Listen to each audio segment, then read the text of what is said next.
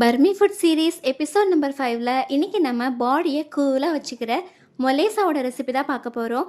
இது செய்கிறதுக்கு பாதாம் பிசினை ஓவர் நைட் ஊற வச்சு எடுத்துக்கோங்க.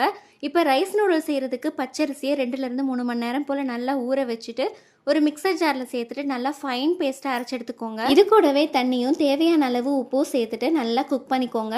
இது சூடு ஆறுனதுமே ஒரு பவுலில் ஐஸ் க்யூபும் கொஞ்சம் போல் தண்ணியும் சேர்த்துட்டு இப்போ குக் பண்ண ரைஸ் இந்த மாதிரி ஒரு கிரேட்டர்லேயோ இல்லை அன்னக்கரண்டிலையோ வச்சுட்டு துருவி எடுத்திங்கன்னா நம்மளுடைய ரைஸ் நூடுல்ஸ் ரெடி ஆகிடும்.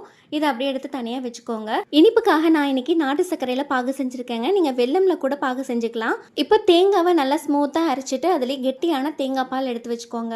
இப்போ கிளாஸில் நம்ம ரெடி பண்ணி வச்சுருக்கிற ரைஸ் நூடுல்ஸையும் ஓவர் நைட் ஊறின பாதாம் பீசனையும் சேர்த்துட்டு சூடு ஆறின ஜாகரி சிரப்பையும் தேங்காய் பாலையும் சேர்த்துட்டு நல்லா மிக்ஸ் பண்ணிவிட்டு குடிச்சு பாருங்கள். அட்டகாசமாக இருக்குங்க.